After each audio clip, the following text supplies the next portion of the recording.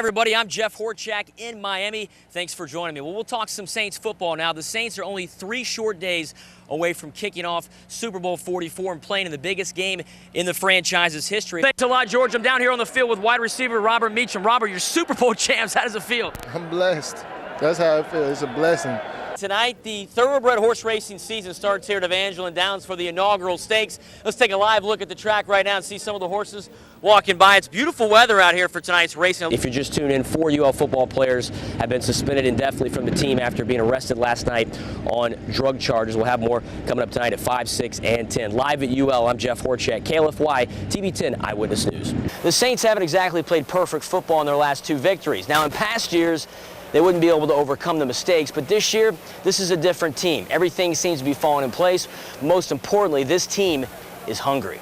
After throwing 9 touchdowns in the first 2 games of the season, Drew Brees hadn't thrown a touchdown in the past 2 games. You knew it was just a matter of time before he would explode again, and he did it against the Giants defense, one of the best in the NFC, passing for 367 yards and 4 touchdowns, all in a day's work for number 9.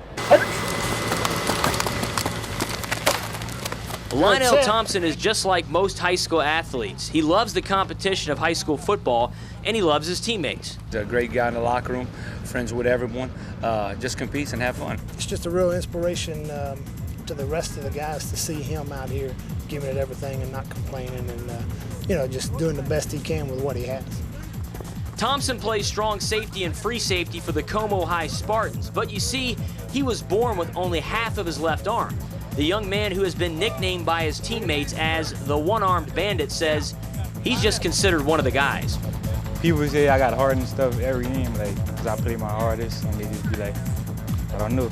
It's like I'm a big part of the team. He is also planning to play basketball and run track this season. The junior even returned punts for the Spartans 2 years ago, but he has always had to work a little bit harder in order to prove that he belongs on the field. For every coach, I gotta prove to him that I can play. Like they nothing believe it, and once I go like about 2 weeks in practice, then they finally notice. His hustle is second to none. He goes out every game, plays as if nothing's wrong with him, has the time of his life, has fun doing it. The Spartans open up the season on August 31st at Lafayette and are armed and dangerous with Lionel Thompson on their side. In Lafayette, I'm Jeff Horchak, Eyewitness Sports. Hi everybody, welcome to Sports Tonight. Well, the new show Swamp People, which is currently airing on the History Channel, is showing the world what an alligator hunt in South Louisiana is really like. Now, legal alligator hunting season is only during the month of September in the state. Yours truly decided to brave the bayous in search of our own gators, and here's how the trip went down.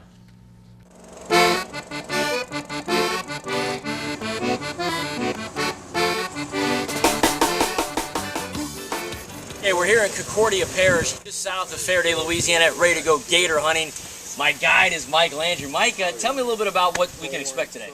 Well, we got about 15 to 17 lines set along here. We're going to go along and just check them. Hopefully the line is down tight, and hopefully he's flashing. Whoa. He's up underneath us now. Come up out of here. Look at this. Right from the... All right, Mike, good job. You got all your, did you count all your fingers and toes? About a 6, 7 footer. I don't know if that'll help you out. Yeah, we can measure at least 6. We'll measure from first. How big? 7 foot, 3.5. All right, stand up there. See the mud? See this muddy right here. But there's definitely one on the line. Definitely one on the line. The water's muddy. The line's pulled. It's probably up in them roots. But we're going to get closer. And if you dangle your hand right in the water, it sure will help us. Good idea, Mike. Let it flash. A little better.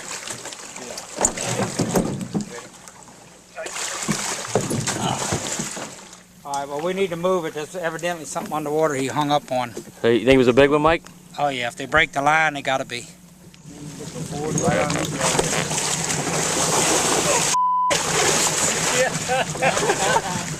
They pull, don't they?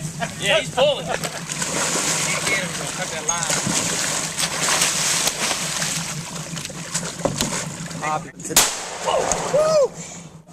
What'd you say about that, Jeff? That's a rush, baby. That's a rush.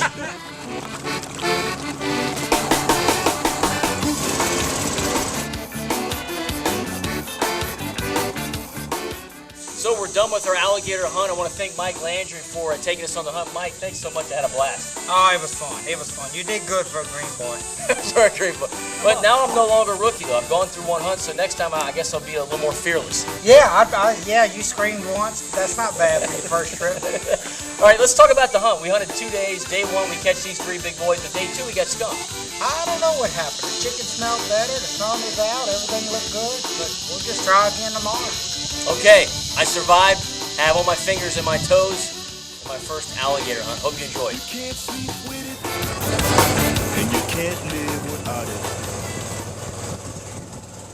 Of course, an amazing Okay, opportunity, two things. Darla. 2 things. Number 1, were you not scared to death? I was. Did you hear the Wow. bleep in yes, there? we saw the bleep. We I heard had the to bleep when bleep we it saw out. the I'm bleep. sorry. I don't like to use expletives, but I was a little nervous. They're snapping and they're, I mean, You're there's right- action you're going. right- You're you're right right there. there. The boat's little. Right, Okay, right. other thing. Okay, what's the dog's name? Because he was absolutely Chewy, adorable. Chewy. He looks Chewy. like He was- Spuds McKenzie's like great-grandson. He didn't have the spot on his eye, but Chewy Hey, was but good. that's not his first rodeo. No, he jumps in the water sometimes too, Mike told me. All right, thanks. That was great, You Joe. bet. Greg Gautreaux works for the Lafayette Parks and Recreation Department, but he's also been an NFL official for the past 7 years, and he got the rare opportunity to officiate in his first Super Bowl 2 weeks ago in Tampa, and just so happened to make the call on the game-winning touchdown. Roethlisberger has time, throws to the back of the end zone, and it is off for a touchdown by Holmes. It took Greg Gautreaux 34 years of officiating to finally get to that one moment when the whole world was looking to him for the call, and as expected, field judge number 80 came through in the clutch. And people say, you know, that's one of the best catches in Super Bowl history, you know, and I like to think, well, maybe it's one of the best calls in Super Bowl history. Greg Gautreaux, the field judge. Field judge coming in right there. He's the closest man to it to signal the touchdown. An amazing play. And the announcer, Al Michaels, mentioning my name at that time has really gotten the community fired up for the amount of emails and everywhere I go, you know, talking to people. You know, it's exciting. They want to talk football. Gautreaux looks back on his life and says when he was just a young college student officiating for just some extra spending money, he never thought he would one day be working the Super Bowl. As a young official, I never dreamed it. I was doing it as a college student, to, you know, for spending money, you know, just to get by, you know, and I loved it. Some people play golf, you know, for a hobby, you know, and it costs them money. I started officiating for a hobby, you know, and I brought home money. To sum it all up, you could say Greg Gautreaux is just living the dream. I'm proud to talk about it. I'm excited to talk about it because, you know, I think it's important. You know, a local boy, you know, there's only 2 of us in the state of Louisiana that officiates in the NFL, but in Lafayette particularly, you know, to be successful, and I want to share that. You know, I want to share that excitement with other people. 2009 has been the ride of Calvin Borel's life. From gracing the cover of Sports Illustrated to dining in the White House, all this Cajun jockey ever wanted to do was ride horses. And that is just what he's done. 2009 was a special year for the 43-year-old who made history by capturing the first 2 legs of the Triple Crown on 2 different horses. He's a special horse, you know, and when I won the Derby on him, I thought he was something special. And like I said, the filly, you know, she was just a little bit special. And, you know, I thought she was the best horse. And I didn't think she was the best. I knew she was the best horse I've ever been on in my life, and she showed it. And the filly did it! Rachel Alexandra has defeated the Kentucky Derby winner. Catahoula is one of the smallest towns you'll find in Acadiana, population a little less than 2,000. But this town's most famous son wants his hometown to know that he hasn't forgotten where he's come from.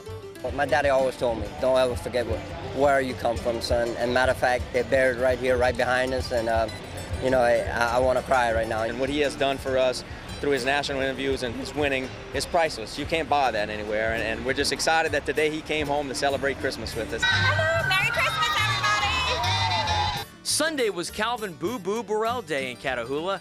After Borel served as Grand Marshal in the city Christmas parade, he would be presented this plaque honoring him as an outstanding citizen of St. Martin Parish. And a sign was posted as you enter his hometown of Catahoula as a tribute for all of his accomplishments and for being a sign of hope for all children from small-town Acadiana that dreams can come true.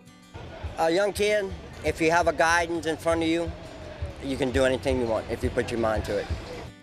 Joined now by Saints center Jonathan Goodwin. Now, Jonathan, it's the Super Bowl. I know you're getting asked a lot of the same questions. We're going to joke around a little bit here.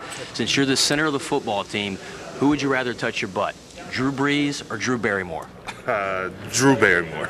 Drew Barrymore. Yeah, but Drew Brees helps you pay the bills up. Great point. But, we'll go with Drew Barrymore for it now. I mean, if it's in the Super Bowl, it would definitely be Drew Brees. But if it's just at home or whatever, we'll go with Drew Barrymore. All right, we won't tell Drew that, okay? All right. Drew Brees, that is. Okay. We'll keep that to ourselves. Jonathan, thanks a lot, buddy. No problem. Thanks.